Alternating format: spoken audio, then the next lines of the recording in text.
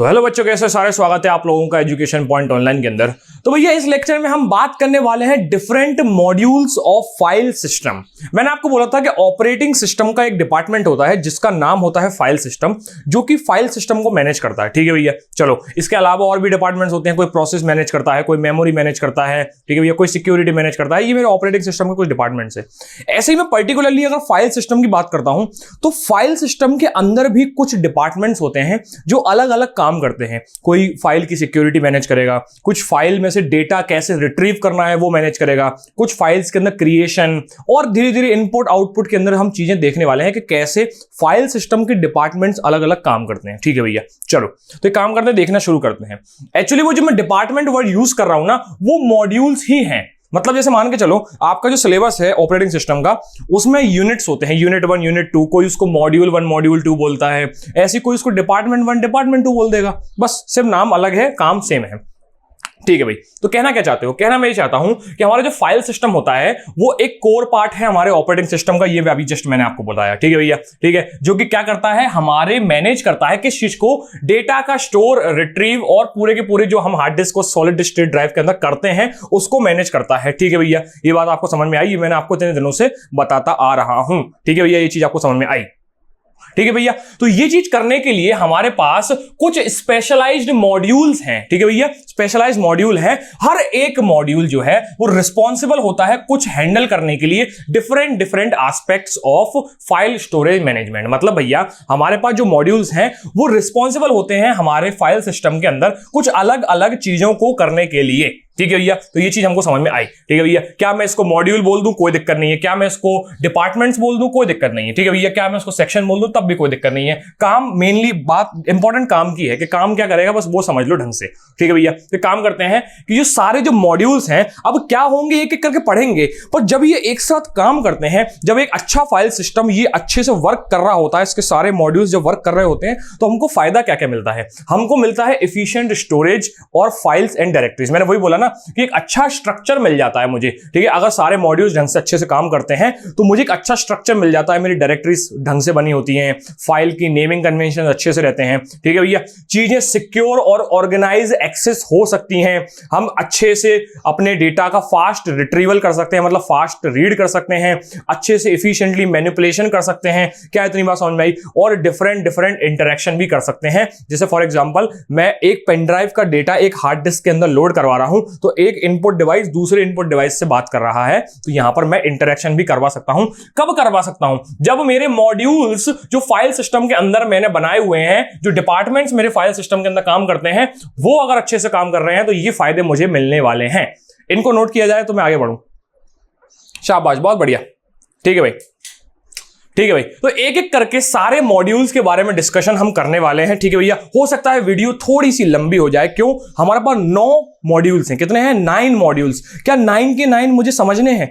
समझ सकते हो, आप सुन सकते हो, पर यहां पर कुछ ऐसे मॉड्यूल्स हैं जो हम इंडिविजुअली हर एक वीडियो के अंदर कवर करेंगे, तो वहां पर आपको इंपॉर्टेंट समझ में आ जाएंगे।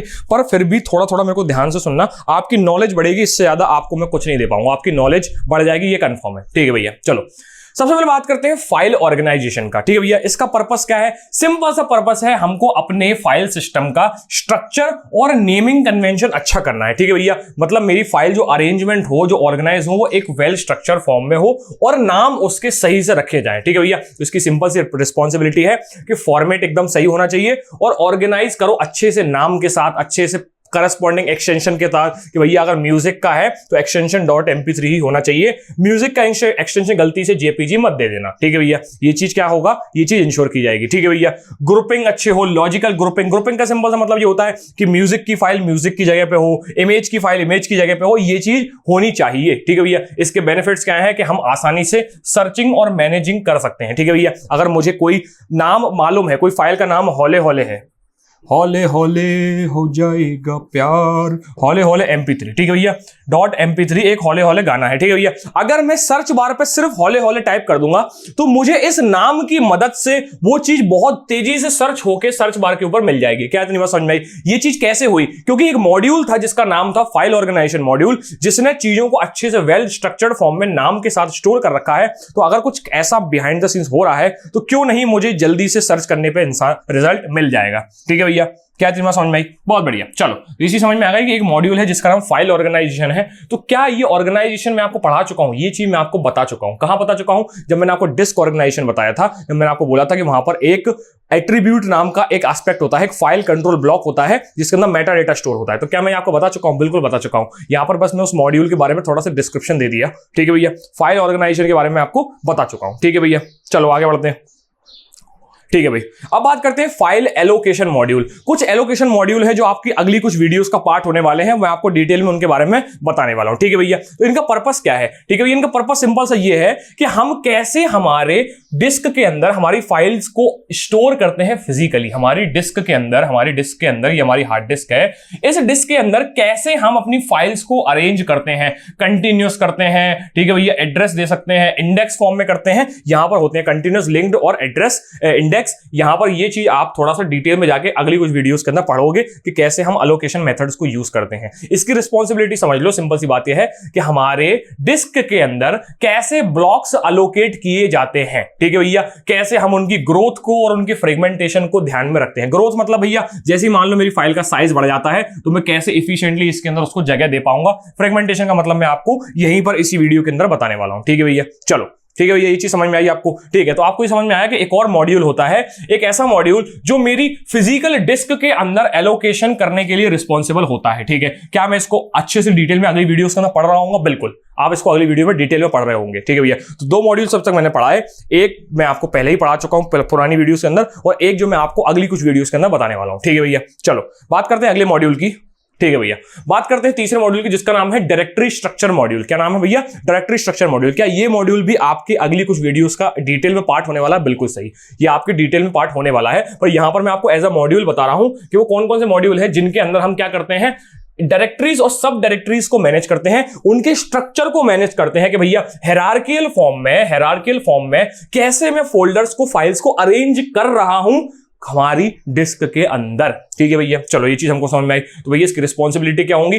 क्रिएट और मेंटेन करना एक हायरार्कियल फोल्डर स्ट्रक्चर। ठीक है भैया? सपोर्ट करना एक अच्छे नेविगेशन पाथ को। मतलब क्या है भैया? अगर मुझे कोई बहुत अंदर गर्त में छुपे हुए फोल्डर को ढूंढना है तो मैं एक अच्छे पाथ के थ्रू, एक एफिशिएंट पाथ के थ्रू वहां तक पहुंचूं, ये चीज मैनेज करना इस मॉड्यूल का काम होता है। ठीक है भैया? अब ग्रुपिंग इनेबल कर सकते हैं इसी के अंदर। कैसे ग्रुपिंग इनेबल करते हैं हम लोग? भैया हम चाहते हैं कि हमारे मल्टीमीडियाज एक फोल्डर के अंदर हो। मतलब भैया मैंने बोला कि भैया मेरी मल्टीमीडिया, ठीक है भैया, मल्टीमीडिया नाम का एक फोल्डर है, पेन करके शाबाश। ठीक है भैया? मल्टीमीडिया नाम का एक फोल्डर है जिसके अंदर फोटोज, ठीक है, इमेज तो फोटो एक ही बात हो गई, म्यूजिक, ठीक है भैया, और वीडियो। ठीक है भैया? अब इसके अंदर फोटोज के अंदर फर्दर जेपीजी फाइल्स होंगी, इसके अंदर .mp3 फाइल होंगी, इसके अंदर .mp4 फाइल होंगी। तो मैंने क्या किया, मैंने ग्रुपिंग कर दी। किसकी ग्रुपिंग कर दी? मल्टीमीडिया की ग्रुपिंग कर दी। ठीक है? उसके अंदर भी मैंने सारी इमेजेस की ग्रुपिंग फोटो के अंदर कर दी। म्यूजिक की जितनी भी वीडियोस, जितनी भी ऑडियोज होंगी उनकी ग्रुपिंग म्यूजिक नाम के फोल्डर के अंदर कर दी है। तो बेसिकली ये हमारी इस पर्टिकुलर मॉड्यूल की रिस्पॉन्सिबिलिटी होती है। क्या इतनी बात आपको समझ में आई? एक काम करता हूं, मिटा देता हूं, थोड़ा सा साइड में हटता हूं। ठीक है भैया? चलो अब इसके अंदर हम कुछ स्ट्रक्चर का फॉलो करते, कुछ स्ट्रक्चर्स को फॉलो, ठीक है, अब इसके अंदर हम कुछ स्ट्रक्चर्स को फॉलो करते हैं, जो स्ट्रक्चर्स आपको मैं डिटेल में अगली कुछ वीडियोस में बताऊंगा, जिसके अंदर हम पहला लेवल, 1 लेवल, 2 लेवल, फिर ट्री, एसाइक्लिक और जनरल ग्राफ्स को भी फॉलो करते हैं। क्या होता है, कैसे होता है, मैं अब डिटेल में उन वीडियोस के अंदर देखने वाले हो, पर अभी यहां पर एक मॉड्यूल्स के पर्सपेक्टिव से इस चीज को समझ लो। ठीक है भैया? चलो शाबाश, मिटा दिया, नोट किया जाए। ठीक है भाई, आगे बढ़ते हैं तेजी से। ठीक है भैया? चलो बात करते हैं चौथे एस्पेक्ट की, या फिर चौथे मॉड्यूल की, जिसका नाम होता है फाइल एक्सेस मॉड्यूल। हम एक्सेस की परमिशंस देते हैं। क्या देते हैं भैया? एक्सेस की परमिशन देते हैं कि भैया ये कंट्रोल किया जाए कि कौन उसको एक्सेस कर सकता है, कौन एक्सेस नहीं कर सकता। ठीक है भैया? क्या ये आगे का पार्ट हो सकता है? हो सकता है आपके ये आगे की वीडियोस का पार्ट ना हो। यहां पर थोड़ा ध्यान से बस इस चीज को समझना कि हम क्या करते हैं, हम अपनी फाइल्स और फोल्डर्स के ऊपर ये इन्फोर्स करते हैं, ये जबरदस्ती करते हैं कि कुछ परमिशंस को अलाउ किया जाए। मैं चाहता हूं, मैंने अभी आपको पिछली वीडियो में बताया था कि मैंने बोला कि अगर मैं कंपनी चलाता हूं तो उसमें मैंने कुछ एक हार्ड हार्ड डिस्क की फाइल्स की डिटेल की जो एक्सेस है वो कुछ लोगों को दे रखी है और कुछ लोगों को नहीं दे रखी। क्या इतनी बात समझ में आई? कैसे दे रखी है कैसे नहीं दे रखी? मैंने बोला मैक एड्रेस का एक तरीका होता है, ठीक है भैया। मैक एड्रेस ब्लैकलिस्ट कर देता हूं तो उसके पास कोई राइट नहीं है। मैक एड्रेस को केवल रीड और राइट का एक्सेस देता हूं, केवल रीड और राइट का रहता है। हो सकता है मैं सिर्फ किसी को रीड का दे दूं, हो सकता है सिर्फ किसी को राइट का दे दूं, तो मैं उस मैक एड्रेस को क्या कर देता हूं, उस मैक एड्रेस को एक्सेस प्रोवाइड कर देता हूं, ठीक है भैया। तो जैसे ही वो हार्ड डिस्क में अपने कंप्यूटर के अंदर लगाऊंगा, वो मेरे मैक एड्रेस को वेरीफाई कर लेगा कि अगर मेरा मैक एड्रेस रीड राइट वाला है तो मुझे रीड राइट मिल जाएगा, अगर मेरा मैक एड्रेस ब्लॉक्ड है तो मुझे कोई भी एक्सेस नहीं मिलेगा। सिंपल सी बात है, ठीक है भैया। चलो, तो ये चीज हमको समझ में आई, ठीक है भैया। अब इसके लिए कुछ एक्सेस मोड्स होते हैं, जैसे सीक्वेंशियल एक्सेस। मैंने आपको बताया था कि मेरे पास एक सीक्वेंस ऑर्डर होता है, उस ऑर्डर के अकॉर्डिंग मैं चीजों को फॉलो करता हूं, ठीक है भैया। अब वो मैं डायनेमिकली चेंज भी कर सकता हूं। ये क्या होता है भैया? ये मेरे उस पर्टिकुलर एक्सेस करने के जो मोड्स हैं, बस सिंपल सी बात समझना। मैंने बोला कि रीड करने का एक्सेस 1 2 3 लोगों को है, ठीक है भैया, तो ये उनका सीक्वेंस है, ठीक है भैया। ऐसे ही डायरेक्ट रैंडम एक्सेस भी मैंने आपको बताया था, सीधे जाके उस फोल्डर को पहुंच जाओ। इंडेक्स के बारे में मैंने आपको बताया था, क्या होता है, एक पर्टिकुलर जगह होती है जहां पर सारे इंडेक्स रखे हुए होते हैं, ठीक है भैया। इसका पर्पस क्या होता है, इसका बेनिफिट क्या होता है? कि सिंपल सी बात है, हमको कंट्रोल और सिक्योर एक्सेस मिलता है डेटा का। क्या इतनी बात आपको समझ में आई? ठीक है भैया। चलो, ठीक है भैया। देखो, ये चीज आपके आगे की वीडियोस का पार्ट भी नहीं होने वाली, ना इतनी इंपॉर्टेंट है, ठीक है भैया। आप बस इसको एक नॉलेज के तरीके से समझ सकते हो। मैं तेजी से आगे बढ़ता हूं, ठीक है भैया। शाबाश, बहुत बढ़िया। बात करते हैं मेटा डेटा की। मेटा डेटा की बात मैंने आपको अभी पहले भी करी थी, मेटा डेटा क्या होता है? डेटा अबाउट डेटा होता है। मैंने बोला कि जब भी मैं एक फोल्डर, एक फाइल स्टोर करता हूं या क्रिएट करता हूं, तो उसकी कुछ इंफॉर्मेशन मुझे स्टोर करवानी पड़ती है, जैसे उसका नाम, उसका एक्सटेंशन, उसकी लोकेशन, उसका साइज, ठीक है, उसके टाइम स्टैम्प, उसको कब बनाया गया था, कब अपडेट किया गया था, लास्ट टाइम उसको कब उसके अंदर छेड़खानी की गई थी और कब उसको लास्ट टाइम एक्सेस किया गया था। ये सारी इंफॉर्मेशन मुझे रखनी पड़ती है। उस इंफॉर्मेशन को मैं मेटा डेटा बोलता हूं। और मैं तेजी से इसलिए बोलता हूं क्योंकि मैं इसको बता चुका हूं काफी धैर्य के साथ, ठीक है भैया। चलो, ठीक है भैया। इसकी रिस्पॉन्सिबिलिटी क्या होती है? मुझे कुछ ट्रैक रखने पड़ते हैं, जिनमें से एक है नाम, साइज, ठीक है भैया, क्रिएशन और मॉडिफिकेशन डेट, ठीक है, ओनरशिप और परमिशन, एक्सेस के कौन उसको कर सकता है, एक्सेस कौन नहीं कर सकता, ठीक है भैया, और उस फाइल का टाइप या फॉर्मेट। क्या इतनी बात आपको समझ में आई? ठीक है भैया। चलो, इससे ज्यादा मैं आपको इसके बारे में बता चुका हूं, ठीक है भैया। तो यहां पर भी मैं बहुत तेजी से आगे निकलूंगा, क्योंकि जो जो आपका आगे का पार्ट होने वाला है वो तो आप डिटेल में समझोगे। जो मैं बता चुका हूं वो भी मैं आपको तेजी से बता के चला गया। तो इस वीडियो में था क्या आखिरी में, अभी आपको लास्ट में पता चलेगा इस वीडियो में आखिरी में था क्या, ठीक है भैया।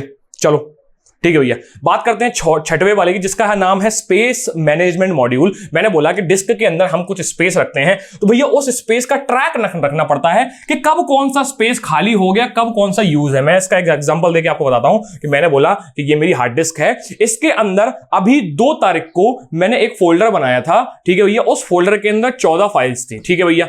मान लो मैंने 5 तारीख को इसमें से 7 फाइल्स डिलीट कर दी, तो भैया ये ट्रैक रखना पड़ेगा ना कि मैं किसी दिन आके अपडेट करके चला गया और मेरे मैनेजमेंट को पता ही नहीं है, ठीक है भैया। तो भैया कोई एक ऐसा अच्छा सा फाइल सिस्टम, मैनेजमेंट सिस्टम जो ये चीज ट्रैक रख पाए, ठीक है भैया, कि जब 7 डिलीट हुई तो वो 14 में से 7 माइनस करके यहां 7 दिखाने लगे, ठीक है भैया। ये चीज होनी चाहिए। तो भैया कब कितनी जगह फ्री है, कौन कौन सी जगह भरी हुई है, कौन कौन सी खाली है, उनका एड्रेस क्या है, ये सारी रिस्पॉन्सिबिलिटीज होती है मेरे इस पर्टिकुलर मॉड्यूल की। क्या इतनी बात आपको समझ में आई? ठीक है भैया, ठीक है। तो यहां पर इसकी रिस्पॉन्सिबिलिटी में सबसे पहले आएगी कि अलोकेट करना फ्री ब्लॉक्स को फाइल के अंदर नीड के हिसाब से। मतलब मैंने बोला कि यार मुझे एक नया फोल्डर स्टोर करना है, तो मुझे ढूंढने की जरूरत ना पड़े कि इसके अंदर कौन सी जगह खाली है। भैया वो आदमी, ये आदमी जो है, ये आदमी खुद मुझे बताए कि मतलब खुद से कर दे, मुझे तो बताई भी ना। मैंने बोला ये फोल्डर स्टोर करना है, उसने स्टोर कर दिया, ठीक है। मुझे सरदर्दी थी नहीं कि मैं इसके अंदर ढूंढूं कि भैया जगह खाली कहां थी, ठीक है भैया। चलो, ये चीज हमको समझ में आई। फ्री ब्लॉक्स और डिलीटेड फाइल्स का अपने साथ चीजें रखें। बिट मैप और फ्री लिस्ट को आप इसको छोड़ दो, बिल्कुल कोई दिक्कत नहीं है, बिल्कुल भूल जाओ। बस आपको मैंने जितना बताया उतना दिमाग के अंदर रखो, ठीक है। क्या ये आगे का पार्ट्स होने वाला है, क्या ये इतना इंपॉर्टेंट है? नहीं है, बिल्कुल, ठीक है भैया। आपको बस इसको एक नॉलेज के लिए समझना है कि मैं बस ये बोल रहा हूं कि एक ऐसा मॉड्यूल है जो ये ट्रैक रखता है कि मेरी डिस्क के अंदर कितनी स्पेस खाली है, कितनी स्पेस भर चुकी है, या कहां कहां पर क्या क्या रखा हुआ है। ये मुझे देखने की जरूरत ना पड़े, ये मेरे लिए कोई कर दे, जिसका नाम है फाइल सिस्टम मैनेजमेंट सिस्टम, ठीक है भैया। उसका ये पर्टिकुलर मॉड्यूल है, ठीक है भैया। चलो, बहुत बढ़िया, ठीक है भाई। बात करते हैं 7वें की, ठीक है भैया। अपन 7वें तक आ गए, मैंने आपको बोला 9 है, ठीक है भैया। 7वां क्या है? Input output control. Input output control का सिंपल सा ये मतलब है, मैंने आपको बोला कि एक इंटरफेस होता है बिटवीन स्टोरेज और हार्डवेयर, ठीक है भैया। कौन सा इंटरफेस होता है? आपको ध्यान होगा, मैंने कहीं आपको स्पूलिंग पढ़ाया था। क्या पढ़ाया था? स्पूलिंग पढ़ाया था। एक बार और थोड़ा सा रिवाइज करो। मैंने स्पूलिंग के बारे में आपको क्या बताया था? मैंने बोला कि ये है मेरी क्या, ये है मेरी मेमोरी, ठीक है भैया। मुझे क्या करना है, मुझे यहां से पेन ड्राइव से डेटा एक प्रिंटर के ऊपर निकलवाना है, ठीक है भैया। ये मेरी पेन ड्राइव है, ठीक है, ये मेरा प्रिंटर है, ठीक है भैया, ठीक है, ये मेरा प्रिंटर है। मैंने क्या बोला था कि काम करना, पेन ड्राइव को 200 डेटा अगर लोड कराने हैं तो 200 डेटा प्रिंट कराते कराते प्रिंटर तो हवा निकल जाएगी, एक एक करके करेगा, धीरे धीरे करेगा। तो मैंने बोला कि काम करो, हार्ड डिस्क के अंदर ये चीजें स्टोर करा लो और मैं हार्ड डिस्क से ही डेटा को ले लूंगा। तो एक्चुअली यहाँ पर एक इंटरफेस का काम किया गया है यहाँ पर बीच में, जिसने स्पीड को मैनेज किया हुआ है। क्या किया है? स्पीड को मैनेज किया हुआ है। तो अब हो क्या रहा है, यहाँ पर इनपुट और आउटपुट कंट्रोल किसके साथ हो रहा है? हार्ड डिस्क के साथ। हार्ड डिस्क जो है यहाँ पर, जो हमारी हार्ड डिस्क है, ये यहाँ पर कहीं ना कहीं इनपुट और आउटपुट दोनों का काम कर रही है। तो ये मैनेजमेंट करना, क्यों? क्योंकि हार्डवेयर जो हमारी हार्ड डिस्क है वो एक नन्ही सी जान है, एक छोटी सी जान है, और उसके ऊपर इतनी सारी प्रोसेसिंग हो रही है कि कोई आके उसको वो डेटा दे के भी जा रहा है, कोई उससे डेटा ले भी रहा है। तो इतनी सारी मैनेजमेंट में कोई एक ऐसा मॉड्यूल होना चाहिए ना, कोई एक ऐसा डिपार्टमेंट होना चाहिए ना जो ये काम कर पाए उसकी बदौलत। ठीक है भैया, मान के चलो ये पेन ड्राइव है, ये पेन ड्राइव नन्ही सी जान है, छोटी सी पेन ड्राइव है। ठीक है भैया, अब ये छोटी सी पेन ड्राइव एक साथ डेटा भेजना, एक साथ डेटा को एक्सेप्ट करना, क्या ये सब कर पाएगी अकेले? इतनी नन्ही सी जान नहीं कर पाएगी। क्यों नहीं कर पाएगी? तो इसलिए हमको क्या करना पड़ेगा, एक ऐसा लॉजिक बनाना पड़ेगा, एक ऐसा मॉड्यूल बनाना पड़ेगा जिससे हम ये सब काम करवा पाए। ठीक है भैया, चलो, तो ये चीज हमको समझ में आई कि इनपुट आउटपुट कंट्रोल मॉड्यूल का मतलब क्या होता है। ठीक है भैया, चलो, ये चीज आपको समझ में आई। मैं रीड नहीं कर रहा, मैं आपको बस बता रहा हूं जो मैंने बताया। अब इसके लिए हम लोग कुछ डिवाइस ड्राइवर का यूज करते हैं। डिवाइस ड्राइवर को मैं आपको एक बारे में बता दूं, डिवाइस ड्राइवर क्या होता है। मान के चलो एक ड्राइवर है, ठीक है भैया, अब उस ड्राइवर वो डेली के डेली यमुना एक्सप्रेस वे जो आगरा से लखनऊ के बीच में बना हुआ है, उसके ऊपर डेली ट्रेवल करता है। डेली का काम है उसका अप डाउन करना, आगरा से लखनऊ और लखनऊ से आगरा। ठीक है भैया, यमुना एक्सप्रेस वे पे वो डेली जाता है। उसको मालूम है कि कहां पर कौन सा टोल पड़ेगा, उसको मालूम है कहां से कौन सा खेत से कच्चा रास्ता है जो नहर के पास से जाता है, उसको एक्जैक्टली उस रास्ते के बारे में चप्पा चप्पा पता हुआ है। ऐसे ही मान के चलना, डिवाइस ड्राइवर नाम का एक सॉफ्टवेयर होता है जिसको हमारे पेन ड्राइव का चप्पा चप्पा पता होता है कि कहां पर कौन सी जगह है, कैसे वहां पर जाना है। तो क्या मैं ये बोल रहा हूं कि वो ये ट्रैक रखता है कि कौन सी जगह खाली है? नहीं, ये एक अलग डिपार्टमेंट है। स्पेस का ट्रैक रखने वाला एक अलग डिपार्टमेंट है और रास्तों का ट्रैक रखने वाला एक अलग डिपार्टमेंट है। दोबारा मेरी बात सुनना, मैंने बोला पेन ड्राइव के अंदर कौन सी जगह खाली है, कौन सी जगह भरी है, वो एक अलग डिपार्टमेंट दिखता है जिसको स्पेस मैनेजमेंट बोलते हैं। पर ये जो डिपार्टमेंट है इनपुट आउटपुट कंट्रोल वाला, ये देखता है कि उस पर्टिकुलर जगह तक मुझे जाना कैसे है। क्या इतनी बात समझ में आई? ठीक है भैया, चलो, आपको समझ में आया। तो उसको बोला जाता है डिवाइस ड्राइवर। तो एक ऐसा ड्राइवर जो इस डिवाइस की चप्पे चप्पे की नॉलेज रखता है, उसको मालूम है कैसे जाना है, कहां पर जाना है। तो बेसिकली ये वो इंटरफेस की तरह काम करता है जो मेरे हार्डवेयर की बातचीत मेरे ऑपरेटिंग सिस्टम से करवाता है, उसको बीच में डिवाइस ड्राइवर बोला जाता है। ठीक है भैया, हार्डवेयर क्या है? हार्डवेयर मेरी पेन ड्राइव है, और मेरा ऑपरेटिंग सिस्टम क्या है? मेरा फाइल सिस्टम या फिर मेरा ऑपरेटिंग सिस्टम। इन दोनों की बातचीत हो पाए, इसके लिए बीच में डिवाइस ड्राइवर मेरे को लगता है। ठीक है भैया, चलो, तो मैंने आपको लेमन भाषा में और टेक्निकल भाषा दोनों में समझा दिया है बहुत आसानी के तरीके से। ठीक है भैया, चलो, ठीक है, थोड़ा फंबल करने लगा हूं आजकल में। ठीक है भैया, इससे ज्यादा इस मॉड्यूल के बारे में आपको जानने की जरूरत नहीं है, क्या इतना इंपॉर्टेंट है, बस समझने के लिए इंपॉर्टेंट है, बाकी तो फिर राम जी की जय हो। ठीक है भाई, चलो, शाबाश, बहुत बढ़िया। आगे बढ़ते हैं, बात करते हैं सिक्योरिटी और मॉड्यूल प्रोटेक्शन की। मैंने बोला कि एक और ऐसा डिपार्टमेंट होता है जो मेरी फाइल्स की सिक्योरिटीज को हैंडल करता है और प्रोटेक्शंस को हैंडल करता है। ठीक है भैया, अब इसके बारे में मैंने आपको एक और मॉड्यूल के अंदर बताया था, जिसके अंदर मैंने बोला था कि भैया ऑथराइज अनऑथराइज एक्सेस कौन है, कौन आदमी ऐसा है जो बाहर का है, जो इंट्रूडर है। ठीक है भैया, जो घुसपैठिया है वो कौन है, ये चीज बस एक बार प्रोटेक्शन करता है, डिटेक्ट करता है। ठीक है भैया, इसकी रिस्पॉन्सिबिलिटी समझ लो कि ये क्या करता है, कुछ इन्फोर्स एक्सेस कंट्रोल मैकेनिज्म को फॉलो करवाता है। मतलब भैया सिंपल सी बात है, कुछ एक्सेस कंट्रोल प्रोटोकॉल्स हैं या कुछ मैकेनिज्म है कि भैया अगर कोई घुसपैठिया आता है तो करना क्या है। ठीक है भैया, चलो, ऐसे ही भैया इंक्रिप्शन और पासवर्ड की भी व्यवस्था ये सब करके रखता है। एक मॉड्यूल है जो सारे पासवर्ड्स को मैनेज करता है। पासवर्ड क्या होता है भैया? पासवर्ड सिंपल सी बात है कि जब भी आप पासवर्ड डालते हो तो एक पासवर्ड एक मेमोरी में जगह पे जाके स्टोर हो जाता है। फिर जब भी आप दूसरी बार उस चीज को एक्सेस करते हो तो आपने जो अब करेंटली जो भी डाला है वो उसको उसके साथ मैच करवाया जाता है। अगर वो मैच कर देता है तो लॉक खुल जाता है, अगर मैच नहीं करता तो आपको एरर आ जाता है कि भैया आप गलत आदमी हो या फिर पासवर्ड सही डालो। ठीक है भैया, चलो, ठीक है भाई, ये चीज आपको समझ में आई। ठीक है, फिर परमिशन और एक्सेस कंट्रोल लिस्ट के बारे में मैंने आपको बताया था। एक्सेस कंट्रोल लिस्ट क्या होती है? वो लिस्ट जिससे मैं मैक एड्रेस के थ्रू ये बता देता हूं कि भैया किसको कितनी परमिशंस है, कितने किसको राइट्स हैं। ठीक है भैया, चलो, ये भी चीज आपको समझ में आ गई। मैं तो ये तेजी से पता क्यों जा रहा हूं, क्योंकि ये चीज इतनी इंपॉर्टेंट नहीं है। ठीक है भैया, चलो, जो इंपॉर्टेंट था मैंने आपको बता दिया है कि मैं आपको अगली वीडियोस के अंदर बताऊंगा। तो यहां क्यों बता रहा हूं? यहां मैं आपको इसलिए बता रहा हूं ताकि आपको इस मॉड्यूल की नॉलेज हो जाए कि ये मॉड्यूल चिड़िया क्या है। ठीक है भैया, चलो, शाबाश, आगे बढ़ो, बहुत बढ़िया।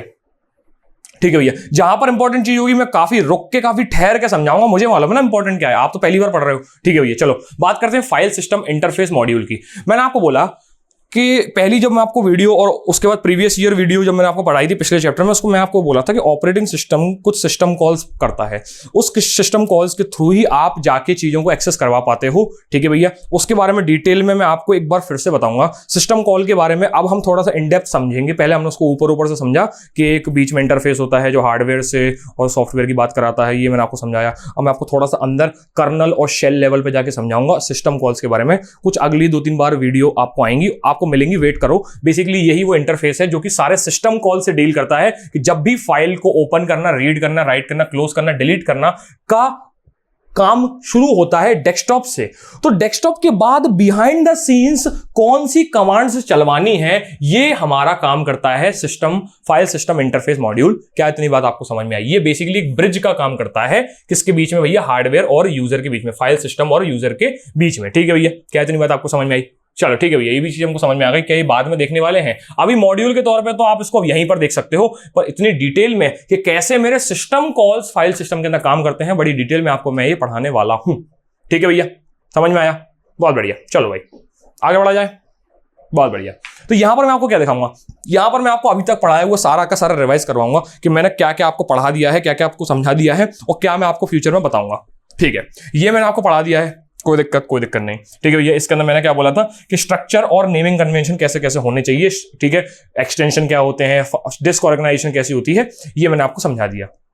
ठीक है, इसके बाद एलोकेशन मेथड में आपको फ्यूचर में बताऊंगा। ठीक है भैया, ये फ्यूचर वाली बात हुई। डायरेक्टरी स्ट्रक्चर भी आपको फ्यूचर में बताऊंगा, कुछ अच्छी वीडियोस आएंगे इसके ऊपर। ठीक है भैया, उसके बाद ये जो एक्सेस परमिशन है ये शायद आपको आगे नहीं देखने को मिलेगा। ठीक है भैया, मेटा डेटा के बारे में आपको बता चुका हूं। ठीक है भैया, स्पेस मैनेजमेंट के बारे में आपको कोई जरूरत नहीं है, मतलब बेसिकली आज जितना समझ लिया उतना ही रखना, आगे जाके आपको वीडियो शायद सिलेबस के अंदर होगा तो देखा जाएगा। ठीक है, अभी मुझे इतना भी सिलेबस रटा नहीं हुआ कि मैं आपको अभी देख के बता दूं कि ये बताऊंगा कि नहीं बताऊंगा। ठीक है भैया, इसके अलावा सिक्योरिटी प्रोटेक्शन के बारे में भी मैं आपको बता चुका हूं कुछ वीडियोस के अंदर, और अभी इसके अंदर डिटेल में बताया। और ये फाइल सिस्टम इंटरफेस के बारे में भी मैं आपको आगे फ्यूचर में बताऊंगा।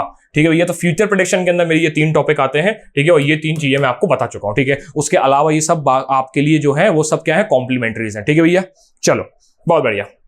ठीक है भैया, जब भी होटल में, रेस्टोरेंट में आपको कॉम्प्लीमेंट्री मिला जाया करे या मिल जाए तो करे कोई भी। ठीक है, जब भी आपको होटल्स और रेस्टोरेंट में चीजें कॉम्प्लीमेंट्री मिलती हैं तो आप थैंक यू बोलते हो। ठीक है भैया, तो ऐसे ही आपको इस वीडियो के अंदर क्या मिला है? कॉम्प्लीमेंट्रीज कुछ इन्फॉर्मेशन मिली है, तो आपको वीडियो के नीचे कमेंट करना है थैंक यू। ठीक है भैया, चलो तो आगे बढ़ते हैं।